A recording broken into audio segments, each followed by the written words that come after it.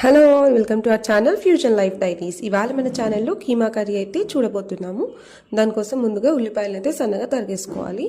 ఒక బాండీ పెట్టుకొని దాంట్లో కొంచెం ఆయిల్ వేసి, ఆయిల్ హీట్ అయిన తర్వాత దాంట్లో మనం తరిగిన ఉల్లిపాయ ముక్కలు వేసేసి మగ్గించుకోవాలి. ఉల్లిపాయలు కాస్త రంగు మారిన తర్వాత దాంట్లో మనం ముందుగా కడిగి పెట్టుకున్న కీమాని అయితే వేసేసుకోవాలి. కీమా మంచిగా కలర్ చేంజ్ అయ్యి కొంచెం మగ్గుతుంది కదా, అలా పచ్చివాసన పోయేంత వరకు అలా మగ్గించుకోవాలి. మగ్గిన దాంట్లో మనం పసుపు అలాగే అల్లం వెల్లుల్లి పేస్ట్ వేసేసి కలిపేసుకోవాలి. కాసేపు అలా మగ్గనివ్వాలి.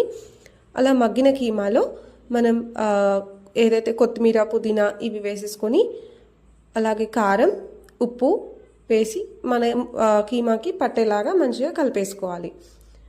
ఇలా కీమాకి కారం ఉప్పు పట్టిన తర్వాత దాంట్లో టొమాటో ముక్కలు సన్నగా తరిగి పెట్టుకున్న టొమాటో ముక్కలు వేసేసి కొంచెం గరం మసాలా వేసుకుంటే టేస్ట్ బాగుంటుంది. ఇష్టం లేకపోతే అవాయిడ్ చేయండి, ధనియాల పౌడర్ అయినా వేసుకోవచ్చు.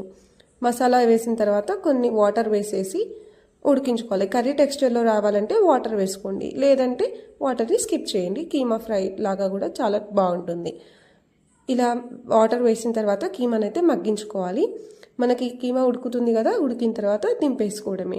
ఇది బగారా రైస్లోకి కానీ అలాగే జొన్న రొట్టెల్లో కానీ చపాతీలో చాలా బాగుంటుంది. ఇది మీరు కూడా ట్రై చేయండి. ఎలా ఉందో కమెంట్ సెక్షన్లో కమెంట్ చేయండి. ఈ కీమా రెసిపీ అయితే ఎవరైతే మటన్ తినని వాళ్ళకి చాలా బాగుంటుంది.